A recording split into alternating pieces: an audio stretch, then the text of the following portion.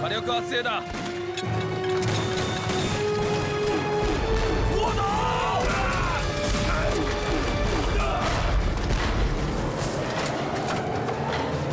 撤回防线！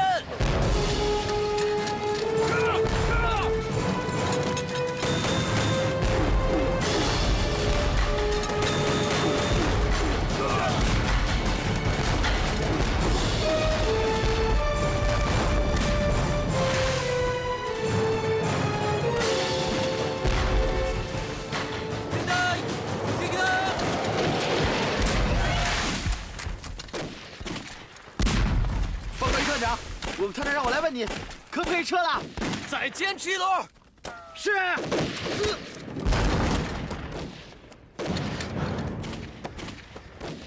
左，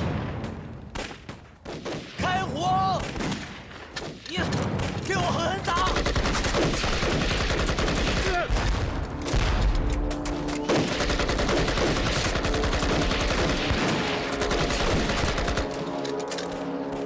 砲撃を続行し、全力突撃。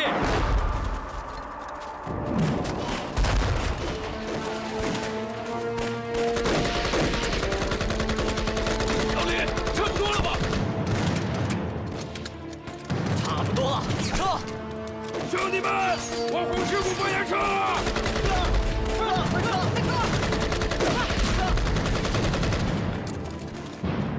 報告します。八路軍は我が軍の猛攻に対す前線から撤退しています。総攻撃だ。はい。我要让八路知道螳臂当蛇的下场。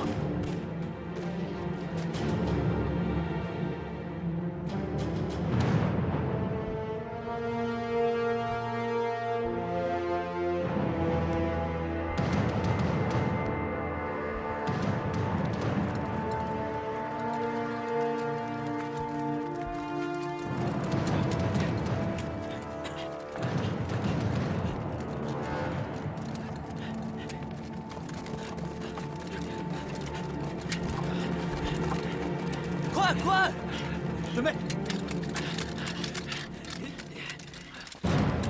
快，快呀！快快快！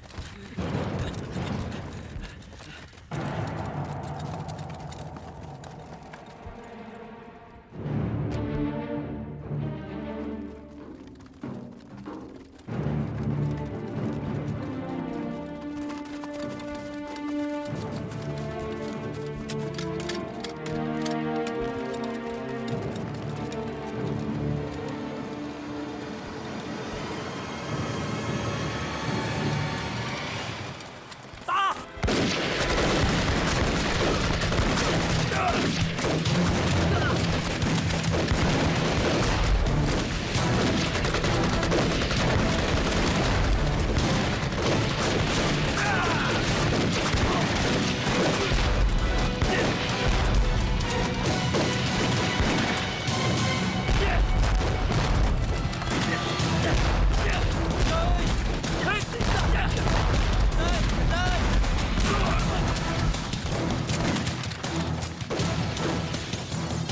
第七报告单，我们遭遇八路的伏击，损失惨重，请求指示。报告大佐，我军前锋部队遭到八路阻击，损失惨重。看来到了图穷匕现的时候了。传我命令，把那些平民百姓押到前线，以他们做盾牌，向前突进。我看八路如何应对。嗨。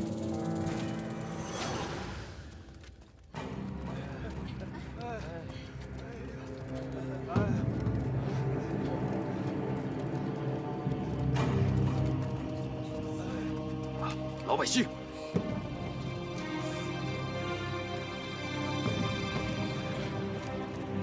团长，怎么办？别开枪！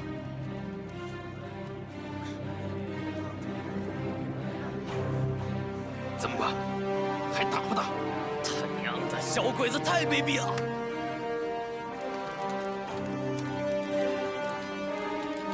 马林，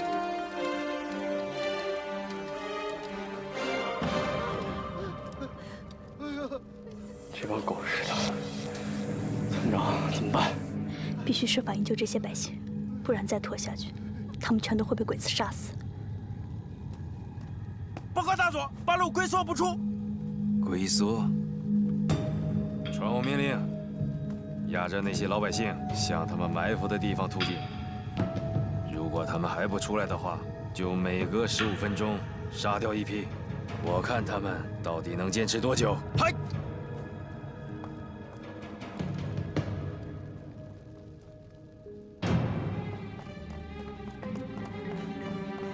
报告，大佐有令，每15分钟杀一批。呀西，嘿，你们的，我给人的，压上去的干活。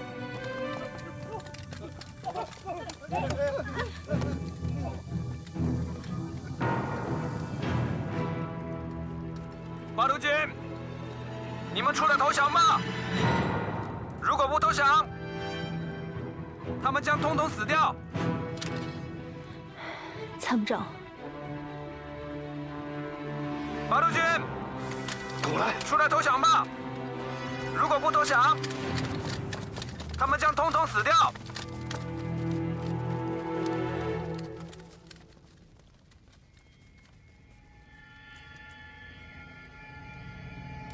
哟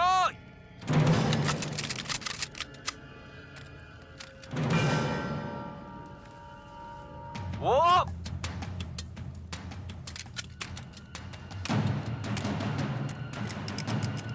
4、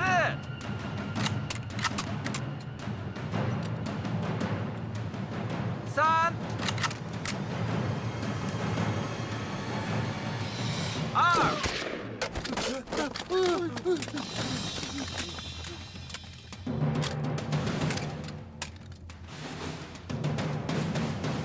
下来，定！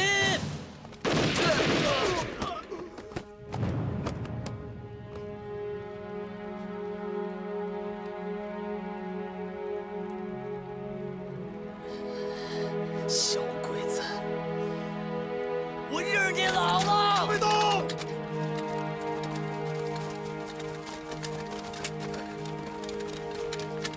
参谋长，鬼子，我都看到了。参谋长，咱们该怎么打？你说咱们该怎么打？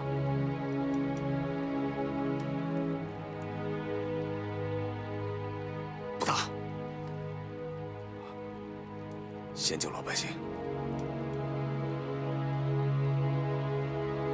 全部前行かせろ。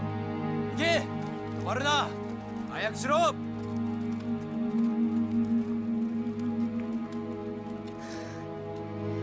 怎么救？老百姓就捏在鬼子手里，咱们除了拼还能干什么？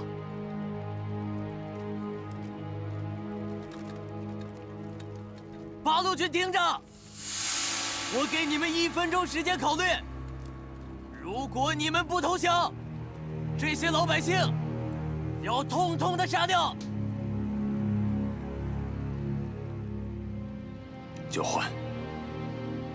拿什么换？拿我。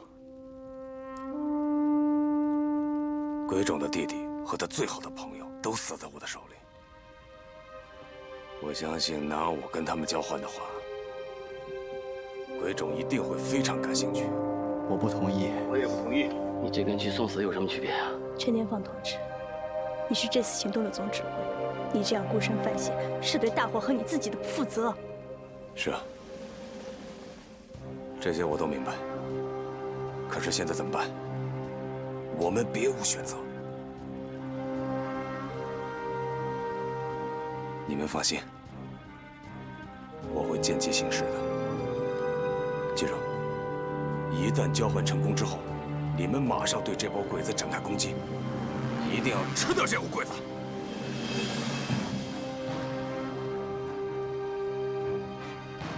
哟！放掉他们！我来交换。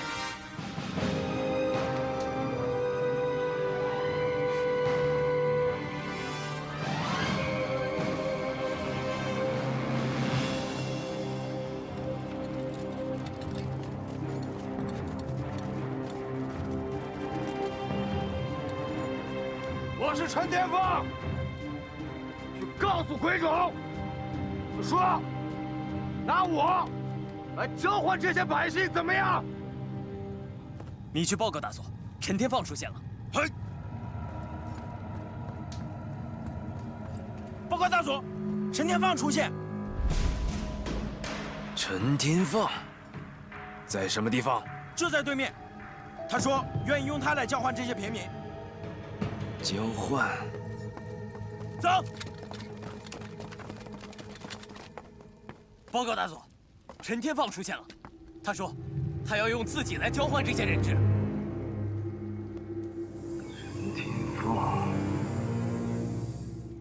陈天放，我同意交换。大佐，如果交换掉人质，我们就没有筹码了。混蛋，少废话，马上交换！嘿，交换。疯子、强子和刀子，一会儿你们3个人跟我一块儿过去，要护送那些老百姓安全回来。参谋长，头，没时间再犹豫了，服从命令。刘兰，从现在开始，由你代替我全权指挥。不行，服从命令。你们把枪放下。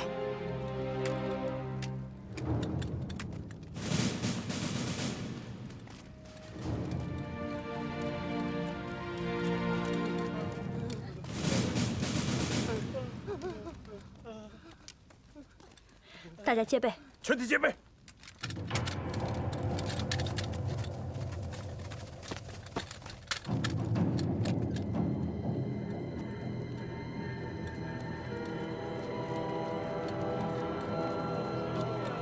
给，玩着呢。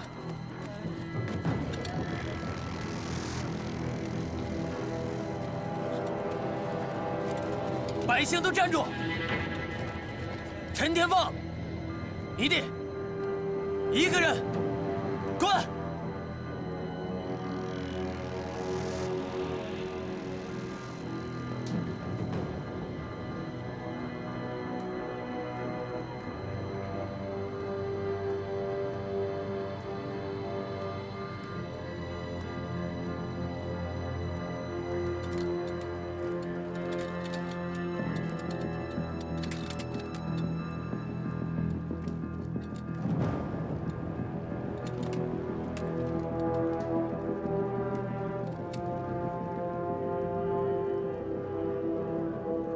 现在我们可以交换了吗？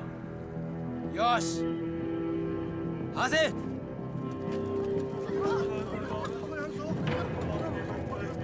走，快，这边，快，快，往那边，往那边，跟上。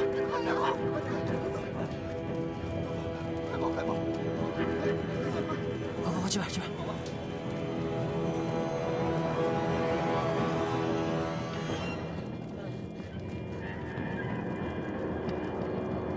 快点，直接给，给。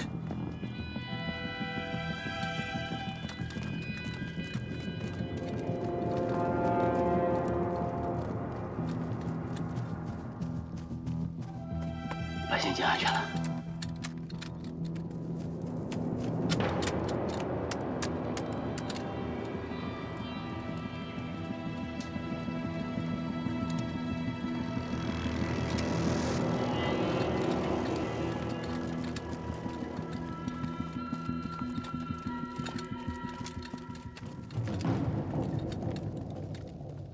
陈天放，我们终于又见面了。是啊，久违了。你知道吗？等这一天，我等得太久了。今天，我终于等到了。这么说，我应该感到荣幸。作为军人，你们用那些无辜的百姓当肉盾，不觉得无耻吗？你们中国有一句话叫“胜者为王，败者寇”。只要赢了，没有人会管你用了什么方法。可惜啊，你们赢不了。可惜，你看不到输赢了。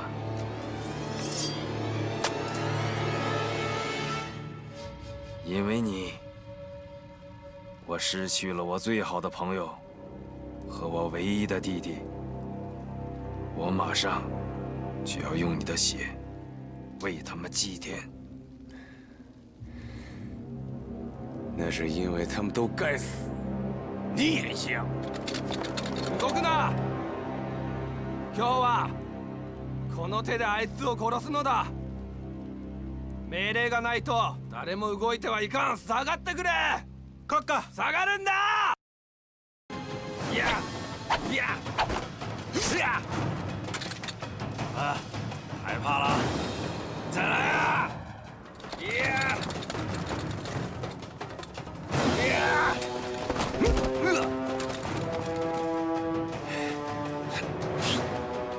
东宫宫盖！呀！呀！呀！呀！呀！呀！呀！呀！呀！呀！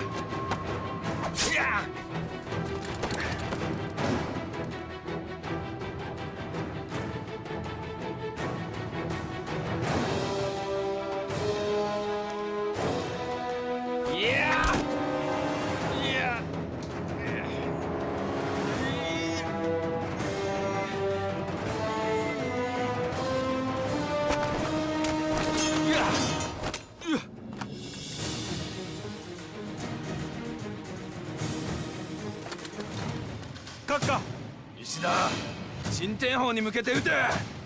閣下，恐縮です。他们全部后退。引け！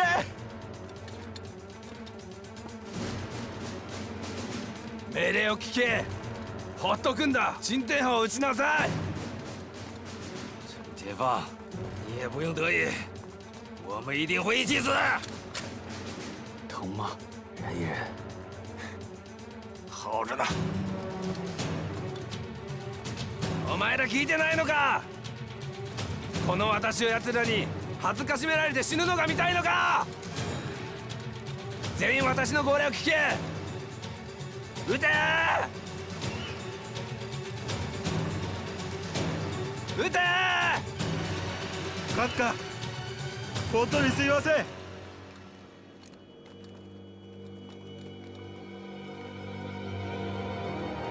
敵を殺せ！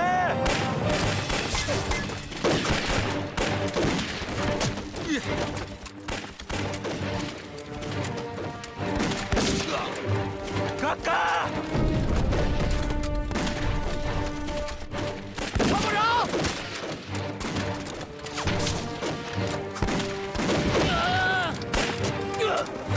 同志们，冲！冲啊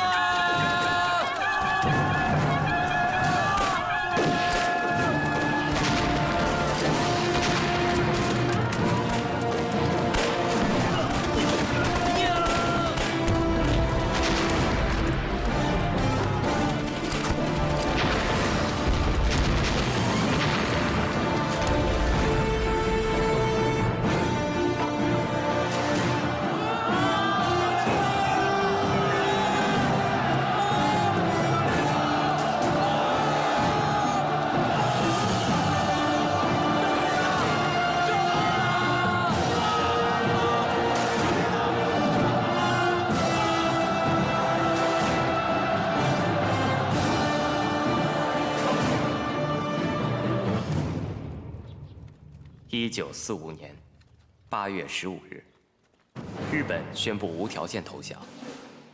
这场旷日持久的抗日战争，终于以日寇的惨败落下帷幕。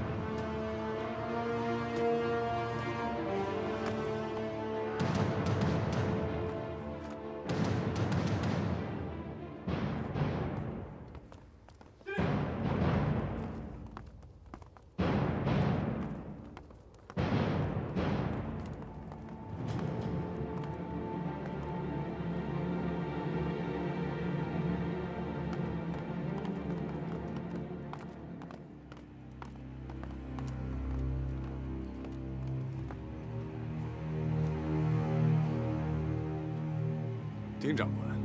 鄙人丁耀先。你是陈天霸，陈参谋长。正是在下。请。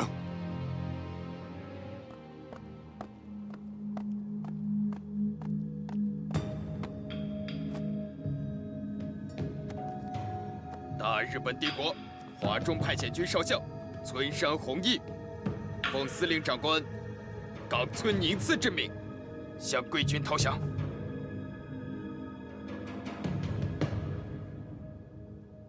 这是我部基于天皇陛下拟定的降书，向贵军递交的投降照会，请接受。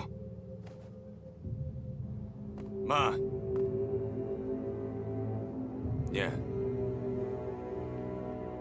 念出来。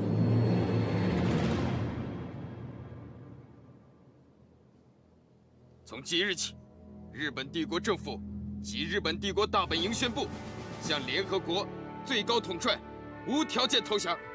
同时，我部及辅助部队之将领，愿率领所属部队无条件投降，并立即停止一切敌对活动。所有武器弹药、装具器材、补给品、情报资料、地图、文献档案及其他一切资产等，全部交由贵方接收。所有日本军官、佐、士兵，均须负有完全履行此类命令之责。若尚有未能履行或迟延情事，各级负责官长及违反命令者，愿受处罚。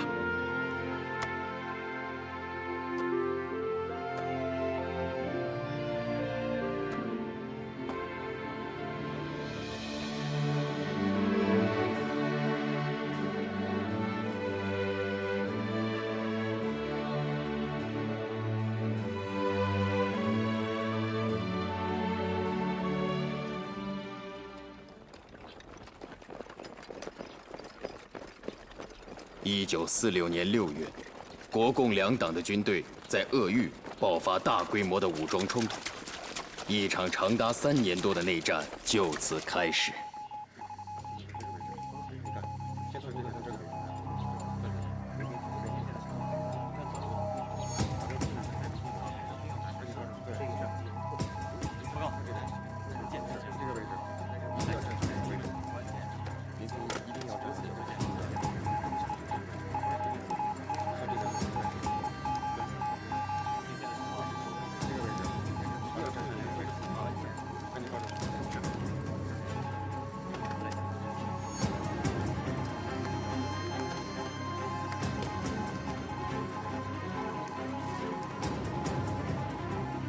从建宏到固州，对，固州这儿。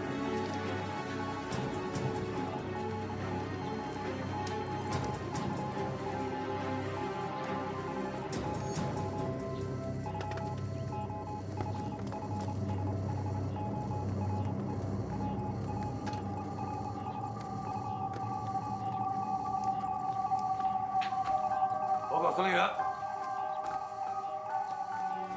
晋冀鲁豫军区野战军第6纵队独立旅旅长陈天放奉命报道。天放，知道为什么叫你来吗？知道。固州历来就是军事重镇，地形复杂，易守难攻。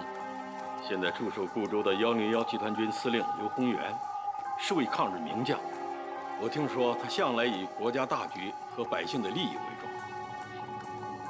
大家都知道，刘宏元跟你们家是世交，所以我想请你去说服刘宏元起义，和平解放固州。明白。共军到什么地方了？离我部也不足30华里。来得还真快呀！看来免不了一场血雨腥风了。共军是哪支部队？晋冀鲁豫军区野战军的第6纵队。哦，是共军的虎狼之师。看来共军是抱定要拿下固州城了。止如此。属下接到情报，他的先锋部队就是陈天放的独立旅。陈天放，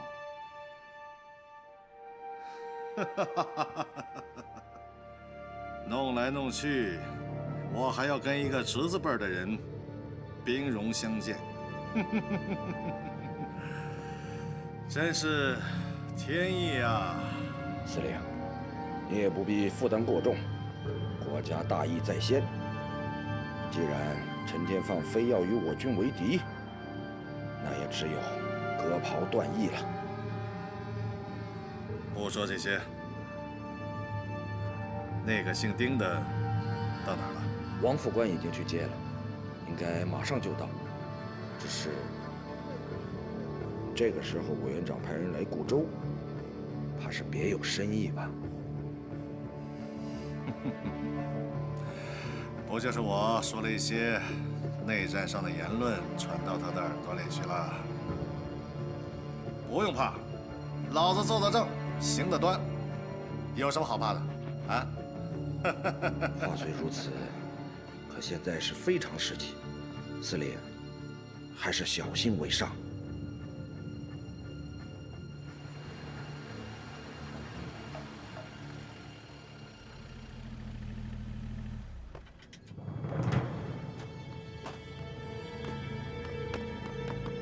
特派员好，刘司令呢？在里面等候。这边请，在这儿等我。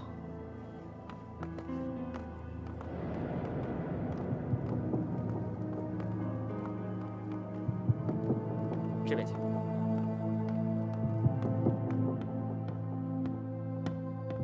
报告司令，丁特派员到了。药仙一路风尘，辛苦了。哪里，刘司令为国征战，浴血沙场，你才比我更辛苦。相比之下，我丁某人只是一介无用书生，做些传声递话的琐事而已。药仙客气，你乃是党国的精英，委员长身边的红人，请。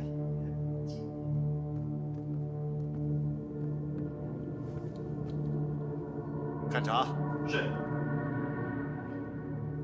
药仙此次前来是奉委员长之令吧？正是。如今共军大兵压境，我军多条战线告急。固州作为北上南进之军事重镇，一旦失陷，将无异于向共军打开了南侵的门户。为此，委员长是寝食难安呐。所以特命我携带军饷和补给来到固州，鼓舞我军士气，振作抗敌之精神。恐怕是委员长对我刘某人不信任吧？怎么会呢？洪元兄乃党国元老，从北伐到抗战，你对党国的忠诚，天地可见。可是俗话说，三个臭皮匠顶个诸葛亮。药仙虽然不才，但是在您身边出主意，倒还是不错的。何况共军现在已经兵临城下，委员长派我前来劳军督战，也足见党国对你的信任呐。司令，这也是委员长的一番好意啊。不必说了，委员长什么意思，我刘某人心里清楚。请丁特派员转告委员长，我刘宏元是党国的军人，会遵守自己的职责。那自然是求之不得。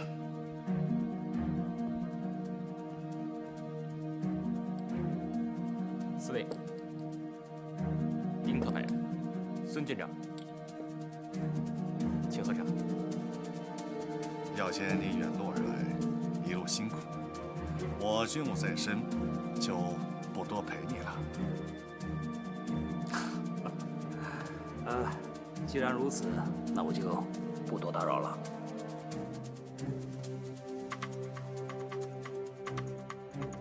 洪元兄，告辞。孙军长，代我送客。啊，特派员，这边请。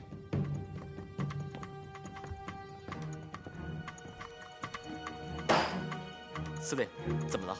我没事儿。看来这蒋某人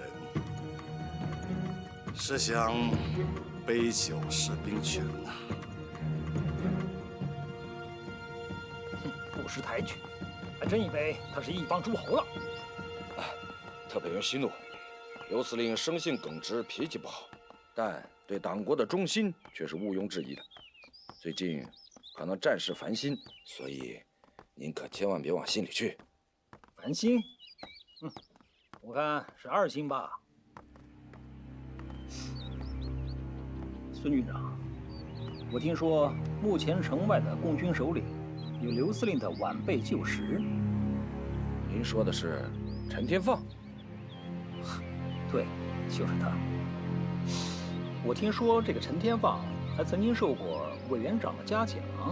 对，此人虽然为人诡诈，但却也有些能力。之前颇受司令的器重。是吗？怪不得。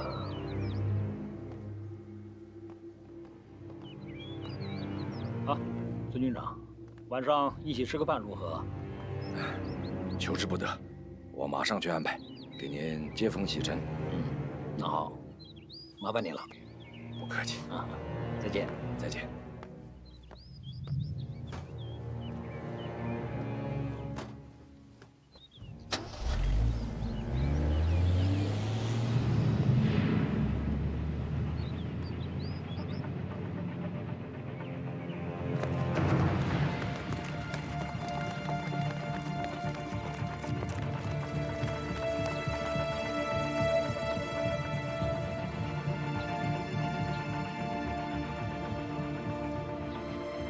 如果不能争取刘司令起义，固州战役一定会是一场硬仗。看来刘司令已经做好决一死战的准备了。让苍狼突击队随时做好潜入固州的准备。是。来，特派员，为您接风洗尘。多谢。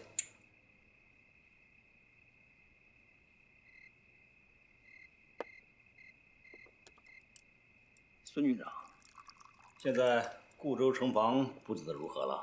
我军防务已整军完备。共军若大举进攻，我部将誓死守城。很好。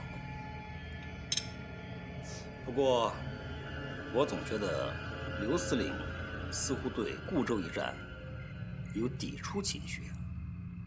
特派员多心了。刘司令生性耿直，可是对党国绝对是忠心耿耿。诚如特派员所言，陈天放乃司令旧部，现在两军对峙，干戈相见，司令的心里难免有不舒服，这也是必然。有什么不舒服的？事关党国之未来，大义和私情必须分清楚。都什么时候了，还在为这些鸡毛蒜皮的事情烦恼，简直是糊涂。特派员所言甚是。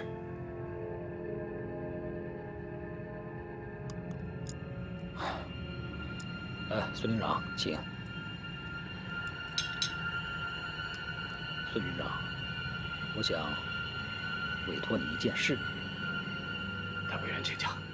凡是孙敏能够办得到的，必定万死不辞。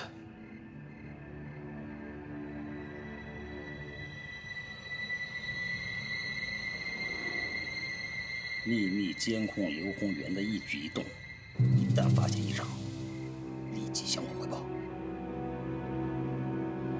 明白。孙敏定不负党国重托。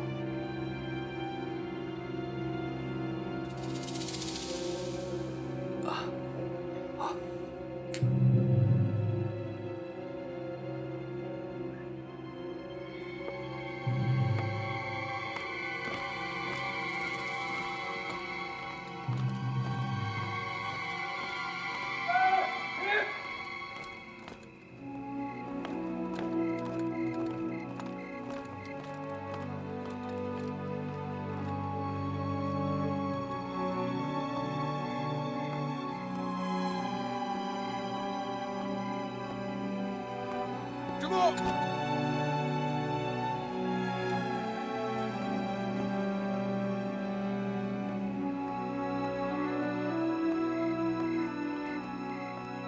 孙军长，我正找你呢，司令找你议事。我知道了。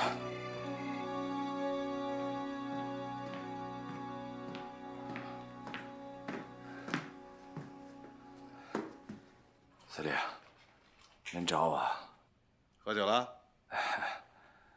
特派员毕竟是远道而来，总要带司令尽尽地主之谊嘛。那我还得谢谢你啊。属下不敢。这是你的私事，与我无关。你马上去安排一下，把城里的老百姓给我疏散出去，无论任何原因，不得留在城里。司令，您这是？你亲自负责此事，记住，不能有任何懈怠。是。可是，固柳城数10万百姓，要想在短时间之内疏散，属下力有不逮。能疏散多少就疏散多少。老百姓好不容易熬过小鬼子的屠刀，我们总不能让他们死在中国人的香火下吧？属下明白。可现在城内人心惶惶，若是贸然赶他们出固州，我怕引起冲突和骚乱。管不了那么多了，只要能活命，我就算做一次恶人，有什么关系？是，我马上就去安排。去吧。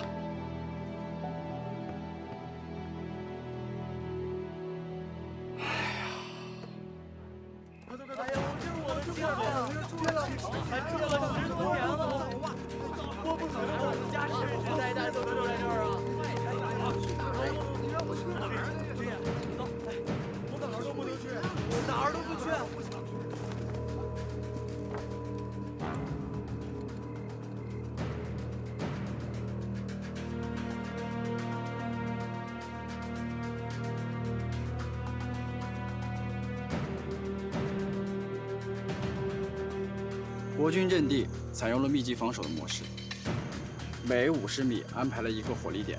这种方式的好处在于，一旦对方发起进攻，火力点之间将立即形成扫射面，让防线没有死角。刘司令行事保守细致，强调团队精神。他的这套防守体系，对于应付大规模进攻，理论上是万无一失的。但我发现，他的火力点之间似乎有些疏于防范。这是重点。刘司令在安排重火力点的时候，通常在火力点之间会留有少量的士兵来负责消息的传递。如果我们能够进入这个空隙的区域，那么我们就可以进入固州。大家一会儿分头准备，今晚12点整准时行动。是。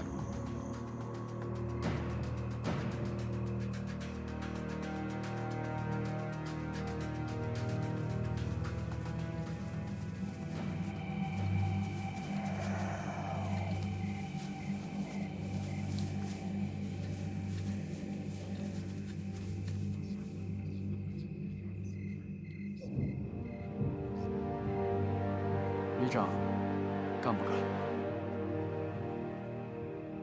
先等等。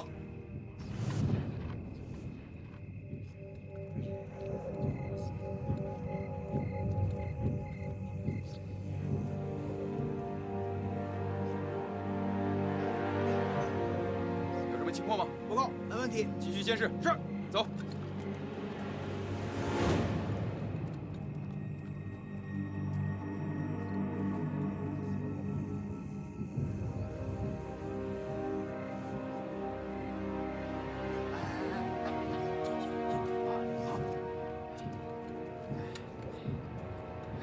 强盗，你跟刀子先负责解决这2个国军士兵。所有人听着，我们只有2分钟时间，行动。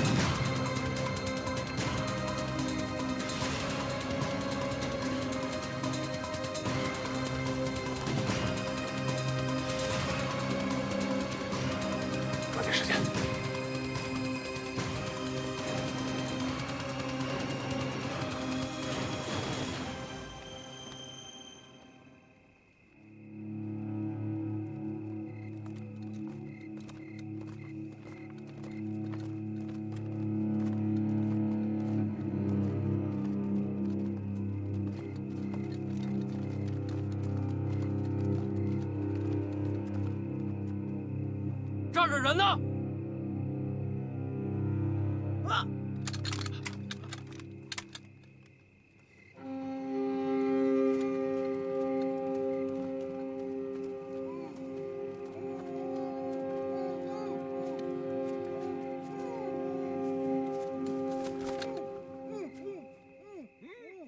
赶紧解开！长官，怎么了，志勇？怎么回事？有人闯进阵地！什么？报告，那边发现4个被扒光衣服的兵。加强戒备，快！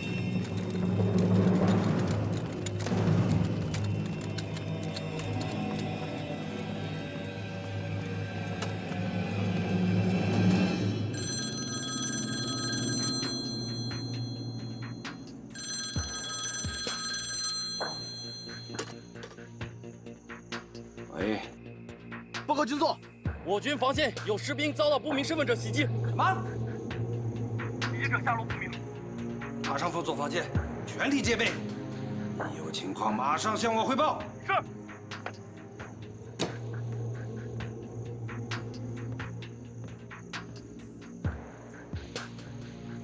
孙军长，特派员，刚才接到前线电话，说是共军突破我军防线，现在下落不明。突破防线？你不是说万无一失吗？我军步伐针对敌人大举进攻，自然万无一失。只是没想到，共军会小队突破。小队？你的意思，共军只进来几个人？是。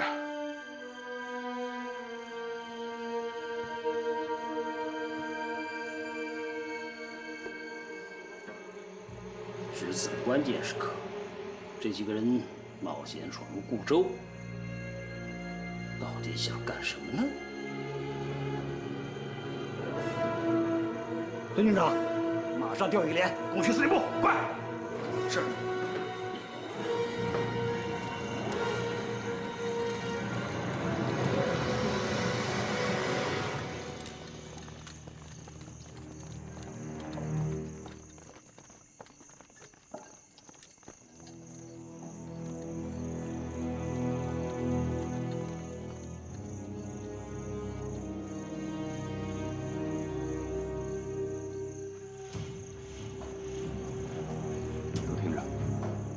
时间紧迫，我怀疑他们很快会知道我们已经入固州，并可能会知道我们来此的目的。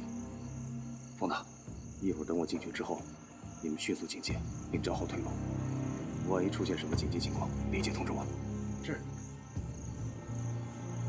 行动。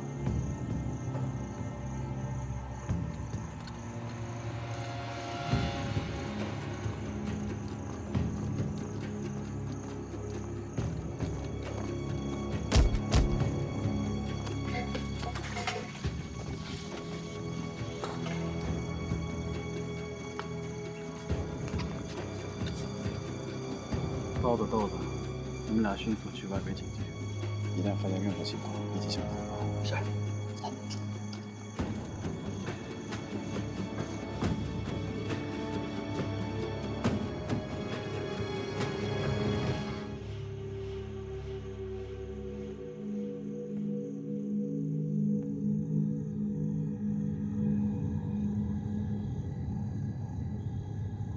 司令，这么晚了还不休息啊？你们去忙吧，我事儿不用你们管。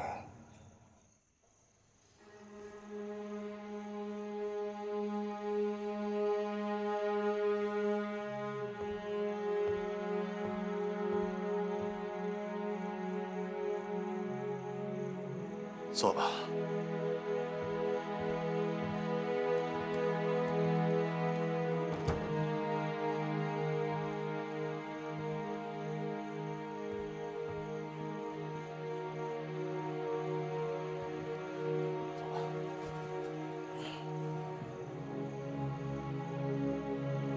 我就知道你会来，你是来杀我的。您是我的长辈，是我的恩师。天放不会干这种欺师灭祖之事。那现在算什么呢？你们大兵压境，难道是为了跟我把酒言欢的？蒋介石挑起战争，不是为了党国，而是为了私利。抗战胜利，万民死安。可是他蒋介石呢，不顾重庆谈判签下的协议，悍然挑起内战。这难道就是他所谓的为了党国，为了万民？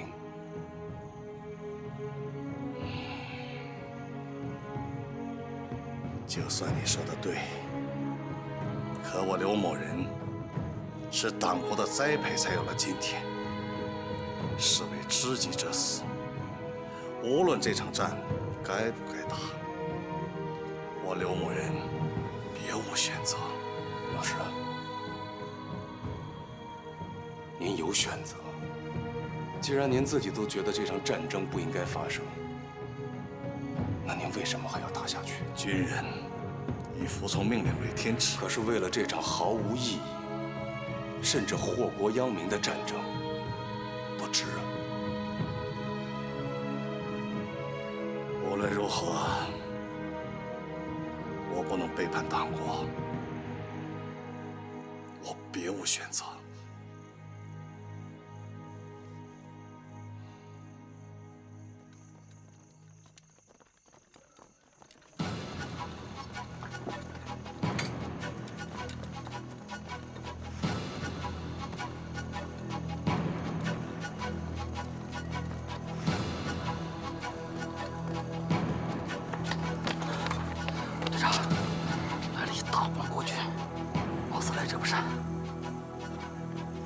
你们迅速隐蔽，我去通知旅长。是。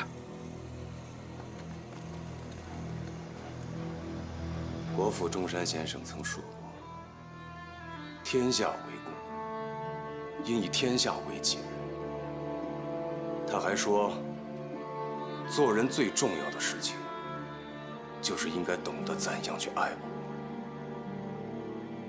可是他蒋介石现在倒行逆施，悍然挑起内战。您明知有错，却不辨是非，甚至一味的追随。试问，老师就算战死沙场，又该如何面对中山先生之教诲？老师啊，抗战最终的胜利来之不易。我们现在真正应该做的，不是中国人和中国人在一起自相残杀，而是应该一起联起手来，共同迎接和平。只有和平，才能够改变我国家落后之面貌，才能够一起来振兴我中华，才能够可以让老百姓真正的安居乐业。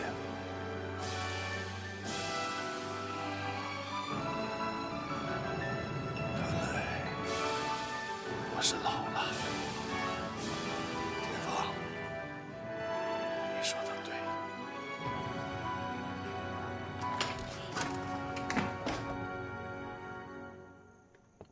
旅长，大批全副武装的国军正在向司令部逼近。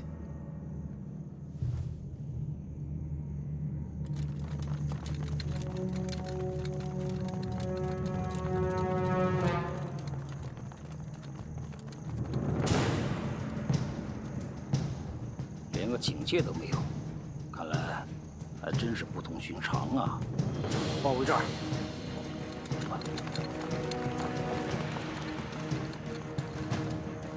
特派员，这样不好吧？三更半夜的兴师动众，我看还是通禀一声吧。不必了，抓捕奸细时不我待。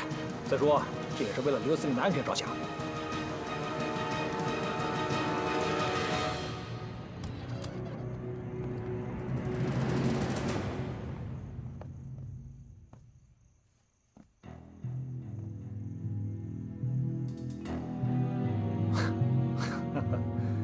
吴元兄，这么晚了还没休息啊？我什么时候休息，还要向你汇报吗？对了，丁特派员，深夜造此，有何贵干？是这样的，我们刚刚获得消息，有一小股共军潜入了固州，目的不明。我和孙军长担心您的安全，一时着急，情之所至，就冲进来了。哼，有失礼之处，还请洪元兄海涵。哦，你是说有共军混进了固州城？啊，正是。司令，特派员也是一番好意。那就多谢了。只可惜我这没有共军，让丁特派员失望。好，没事就好，没事就好。洪元兄乃党国重臣，要是万一出点什么岔子，我丁某人实在是无法向上峰交代呀。那既然这样，我就不多打扰了啊。告辞。好，不送。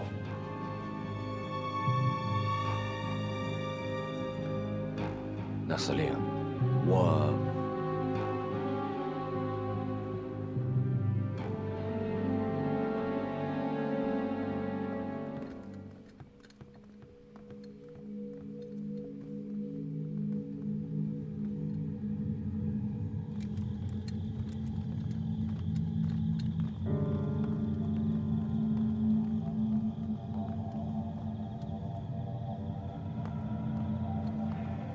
看来国民党已经对刘司令起疑心了，我们必须得抓紧时间。现在怎么办？头儿，你看，站住！怎么回事？报告特派员，刚刚发现他们被人打晕，藏在岗楼后面了。你们俩都是司令部的卫兵？是，长官。那怎么会被人塞在岗楼后面呢？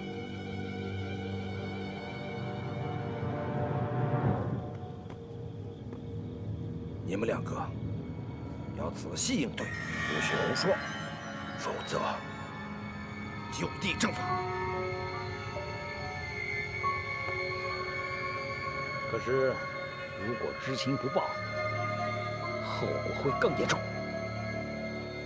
报告长官，我们也不清楚，我就知道黑影一闪，就什么都不知道了。是啊，我们不敢有半句虚言。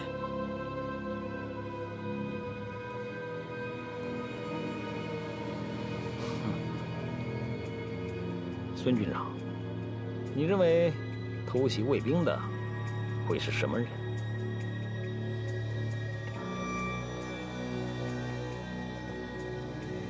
特派员认为是共军。共军兵临城下，却在这个时候派人潜入我军司令部。孙军长，我记得你曾经跟我说过，刘司令有个旧部叫陈天放的，也在城外。不错。那也就是说，共军此时进入固州，目的只有两个：一，刺杀刘司令，制造混乱；二，劝降。绝无可能。刘司令受党国栽培多年，断不会干出此临阵倒戈的事情。孙某愿用项上人头担保。你担保？你别忘了，知人知面不知心啊！现在卫兵被袭，刘司令却安然无恙，这不由我不多想。孙军长，再跟我回去找刘洪元。这回我倒要看看，他还有什么理由去威仪。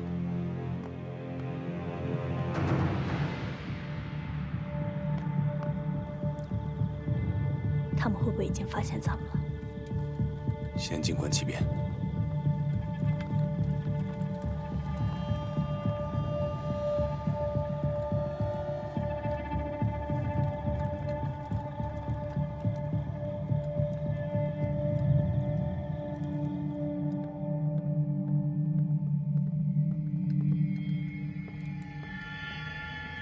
丁特派员，你又来干什么？对不起了，红云兄，又来叨扰了。你的办公室真的没人来过？你什么意思？我已经获得足够的证据，证明有一伙共军潜入了司令部。我怀疑有人想对你不利。那又怎么样？鄙人受委员长之重托，值此非常时刻，绝不能让刘司令的安全出问题，让固州出乱子。所以，我想请刘司令移步，由专人进行保护。用不着。我刘某人虽然不是战功赫赫，但是也是身经百战。就算几个共产党闯进来，奈我如何？现在战事正紧，我还是留在这儿。洪元兄，还真是义正辞严呐。只是不知道，你对着你的旧部陈天放，是不是还有另外一套说辞呢？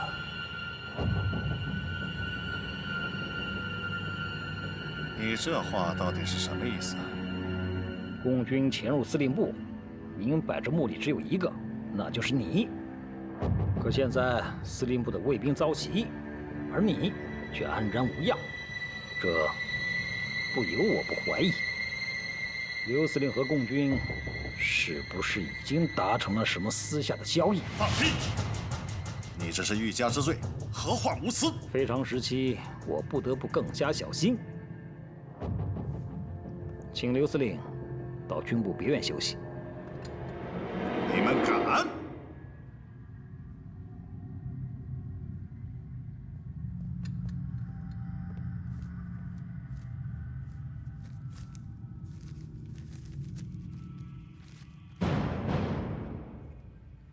这是委员长亲授的特派指令，凡遇到通共嫌疑者，一律就地革职，如敢抗命，严惩不贷。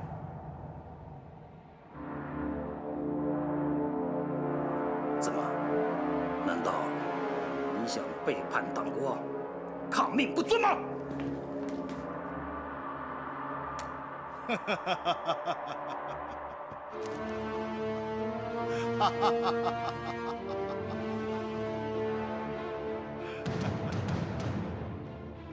司令，要醉了，带走。慢，我自己走。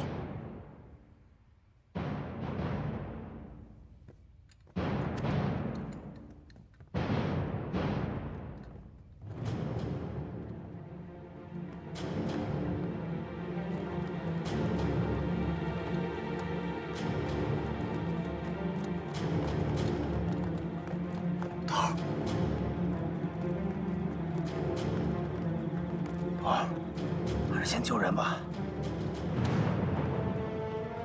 先别着急。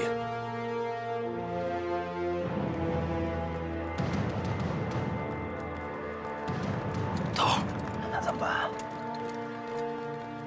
看看他们把刘司令带到哪儿，再找机会撤。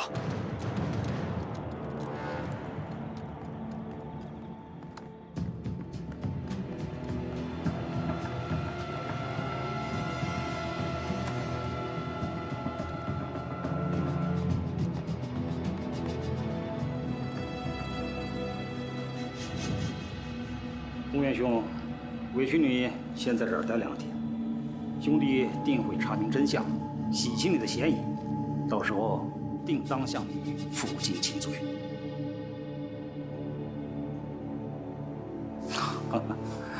你放心吧，我会立即将此事上报给委员长，请他来裁定。